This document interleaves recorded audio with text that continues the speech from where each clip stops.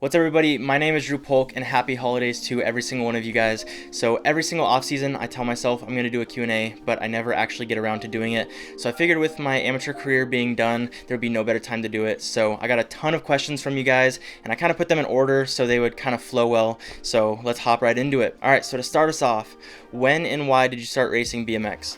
So I started racing BMX in 2011 and I was 7, almost 8. So I started racing motorcycles when I was 4 and I raced for a few years, and there just wasn't a lot of racing and it was only like once a weekend. But then we started racing BMX and it was super frequent, like you had Tuesdays, Thursdays, Sundays. So we really liked that aspect of it, and we love the aspect of it just being your body and just pedaling as fast as you can. And I always rode bikes as a kid, so it was a perfect fit. So next is, how long have you been racing? And I mean, this kind of ties in, you could do the math, but I've been racing for 12 and a half years, so coming up on 13, which is actually insane. The next question is, what's your favorite color? If you guys know me, I love orange, so that's a simple one. Another one, at what age did you hit your first pro set? So my first pro set was actually right after I moved here to Indiana. It was at my home track, and I was 14 years old, I believe, and I have a video of it. I'm not sure if I still have it, but if I do, then I'll put it in right here. So next question is a really good one. How did you get the idea to do YouTube? So as a kid, I was really into YouTube. Like, I wasn't really interested in a lot of the other things, like honestly movies or like any of the social medias. So YouTube was my kind of thing, and I just loved watching it. So I think a lot of my style kind of evolved from that.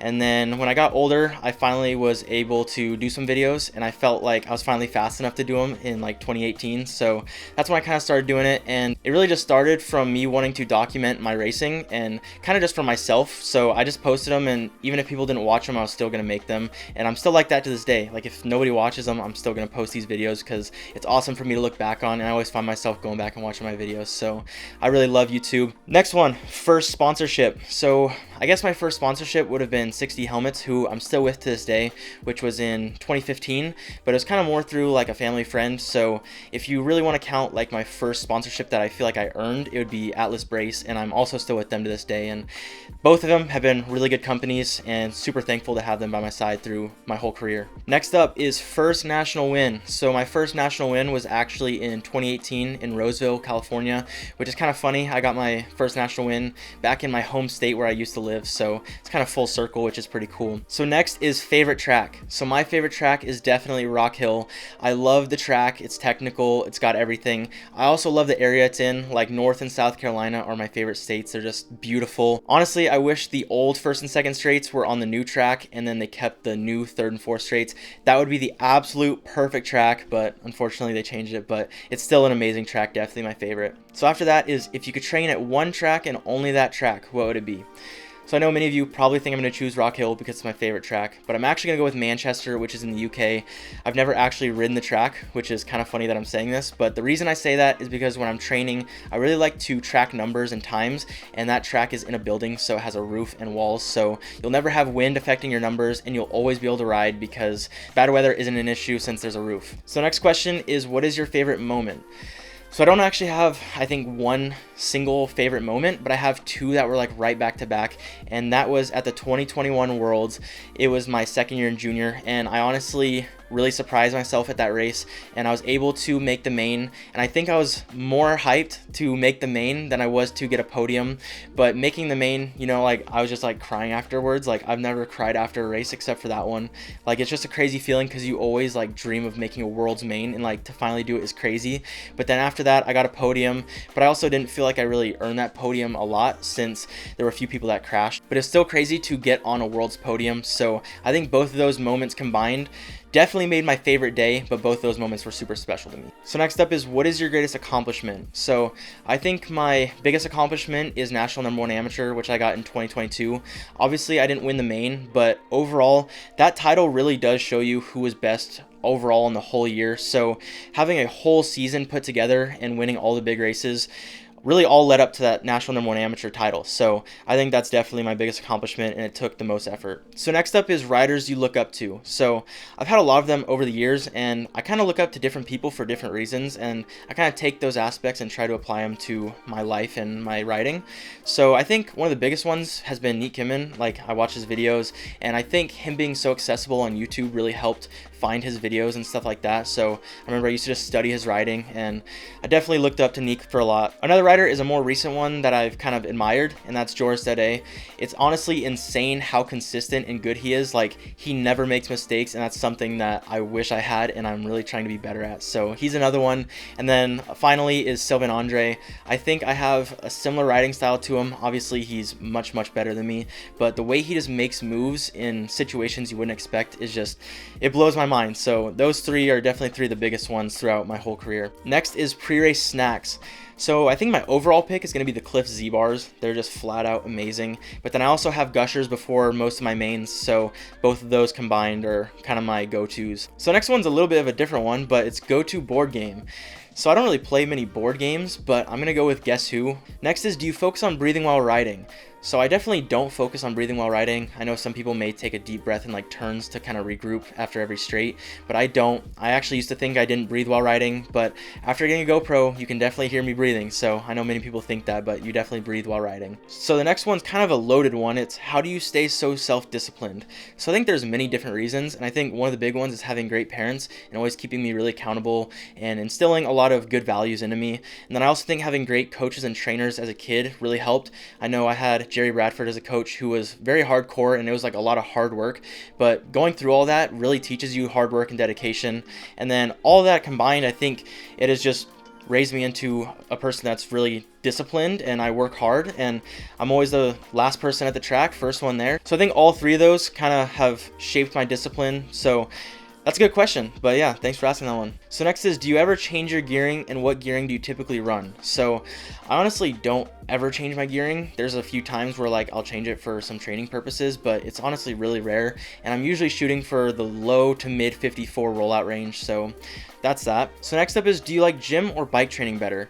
So the gym is definitely easier, and a lot of times it's more enjoyable, but I definitely like the bike training more because we're bike racers, so it's more rewarding when you get to hit a PR on your bike and you actually feel like you're going faster in your sport. So I definitely like bike training better, and that's something that I've really adopted a lot more of in the past couple of years. So next is, what is your PR squat? The most I've ever squatted was 365.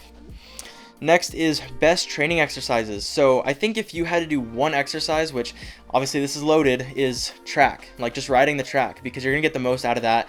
Obviously there's a lot of different things you can do, but just being on your bike and being on the track is going to help you the most of everything. So that's definitely the best. So what are your least and most enjoyable exercises? So my least favorite exercise is a 3/4 lap, because in my opinion, you're so close to the finish, like you already have the speed going, you might as well just finish it. So I hate stopping just like one straight short.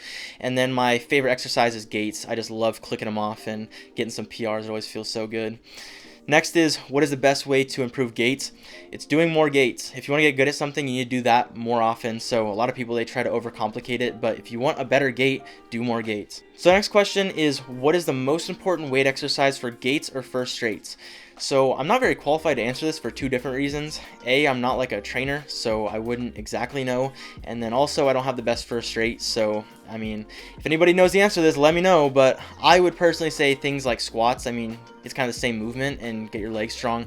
Cleans are also really good for like explosiveness. And then I know this isn't a weight exercise, but box jumps are always really good. So those three are, in my opinion, some good ones, but I could be wrong. I'm not very qualified. Next is, what do your track sessions look like? So my track sessions vary based on my goals and what I'm working on, but they almost always include first straights because, as I just mentioned, that's one of my biggest weaknesses, so I'm always working on those. But besides that, we also have some half laps, 3/4 laps, full laps thrown in, and it also depends on like races coming up. If it's a long track, we'll probably do more full laps, stuff like that, so it kind of varies. Next is, do you do any cardio work? So I don't do any like specific cardio work, but I mean, I do full laps, but you're really sprinting that whole time, so it's not really cardio. But BMX BMX is a sprinting sport, so most people aren't going to work on cardio because you just want to be as fast as possible. But if you are someone that has a weakness in endurance, maybe something you could add in. So the next one is in regards to my day in the life that I just did. It's how long have you been in a caloric deficit and have you been able to build muscle during it?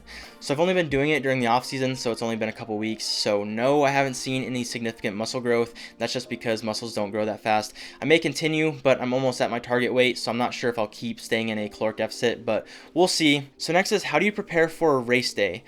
So I'm not exactly sure what this one's getting at. Obviously, I'm going to say training because you have to be good at what you're doing.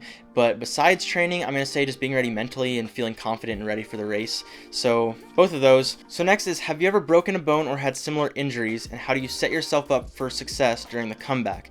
So I've broken many bones, most of them in like my hands and wrists, but then I've also had a few injuries on other parts of my body, like hip, knees, stuff like that. A lot of times, people come back faster from injuries. Like, it's honestly crazy, but they really do. So I think it's just training on what you can do. Obviously, you're going to be limited, but just doing the things you can do is going to be best. So the next one kind of plays in the last question. It's how to stay motivated while injured.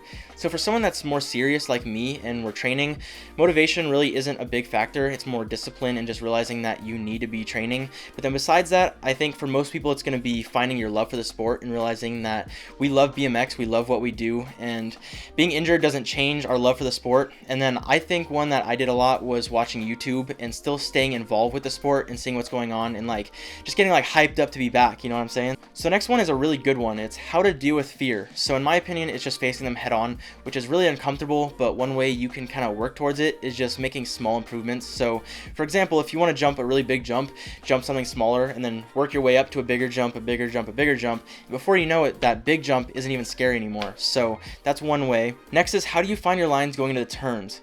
So I really don't think about my lines going to turn. I kind of just see the person that I'm trying to pass, and I don't think about crashing or anything. I'm just taking the line that I know I need to take to pass them. So some people are like, oh, well, you should have known you were going to slide out when you did that. Yeah, but I was just taking the line that I knew I had to take, or else it wasn't going to work. So you kind of just have to do it and not think about it. So next is, how do you feel going into the next season? So next season will be my first pro year, as many of you probably know, and I'm actually feeling really excited for it. Like, I love being at the bottom and working my way up, so it's going to be like some new life, some fresh air, so I'm super excited, and training's going really good. So yeah, I'm excited. First race is coming up in Sarasota. Next is, are you going to the World Cup in Rotorua next year? So yes, I plan on going to all of them, so that is the plan, but things always change, but hopefully I will be at all of them. So next was, how was going to Marion and how did it affect you in BMX? So I went to Marion for a little bit. I didn't have the best experience, so I transferred away and found a better school that matches my goals better. I lived at home, so I didn't live like the true college life, but I think for a lot of people, it is a really good experience and a lot of people will love it. They have a lot of good resources that you can use for training, but for someone as serious as me, I really just wanted to focus on BMX, and they really push you to try other things and do other sports, which wasn't a focus of mine, and I really just wanted to focus on BMX, so it wasn't the best for me, but I know a lot of people may enjoy it. Next is, how long have you and Mackenzie/Skittles been dating? So we've been dating for almost a year and a half now, which is honestly crazy it's been that long, but it's been amazing and I'm super lucky. So next is, what team do you ride for? And I had a lot of people asking me if I was switching teams. So we're riding for Factory Send It, but I'm still on LSG, so our team moved from Throwdown to Send It. So no, I'm not leaving LSG, I'm still on LSG, we just have a different frame sponsor. So I'm looking forward to a really good season. Seems like we have a lot of good stuff lined up, so I'm excited. So next is, what are your goals for 2024? And I'm assuming this is talking about BMX goals, so I'm going to answer it in that way. Being my first year in pro, I think the biggest thing is just getting in as many A mains as I can, and then really just doing as good as I can in those mains. And I also want to make the Grands main, which is going to be hard, but those are the two biggest goals for the USA BMX at least. So the next one ties into the previous question. It's, how do you set your goals? So really, I sit down at the beginning of the year and I think about, what do I really want to achieve? Like, what are the things that if I achieve them, I'd be super happy with? And I kind of think about all the different kinds and I put a whole bunch of them so then I can work towards them, because I think everyone should have goals, because if you don't have goals, then you're kind of just free floating and you don't have any direction. So in that way, you're able to work towards something and you kind of know what you need to do. So next one is, what is the biggest takeaway or lesson from BMX? So BMX teaches so many different life lessons that some sports can't even offer you, because BMX is an individual sport and it's really all about you. So it teaches you so much. But I mean, this one's kind of cliche and overused, but it's hard work and dedication really does pay off, and it really does make a difference. Like, the people that don't take it serious and they party, slack off, they're never going to make it in the long run. Obviously, some people are really talented and they may shine for a little bit, but in the long run, dedication and hard work is the biggest factor. So next is, what is your dream team? So to put it simply, I think it's just having my own relationships and sponsorships with companies that I truly believe in. So it's not like specifically one team that's currently out there, but just having a bunch of different companies on my side and supporting me. So definitely that. So next is, what is your favorite BMX trick? So this may seem lame, and I'm not even sure if it counts as a trick, but I think whips are sick. Like, when you see someone that can do a really good whip, it's just the coolest thing. So I'm gonna go with a whip. So the final question for this video is, do you have advice for new riders? I'm going to say, enjoy riding your bike. If you enjoy riding your bike, it's going to make BMX just so much better. And whether you have a short or long career, you're going to find so much more fulfillment from enjoying what you're doing. So it's definitely that one. So that's it for this Q&A. I hope I was able to answer the questions that you guys wanted answered. And I hope you guys enjoyed. If you did, make sure you leave a like, hit that subscribe button, and I'll see you all in the next video.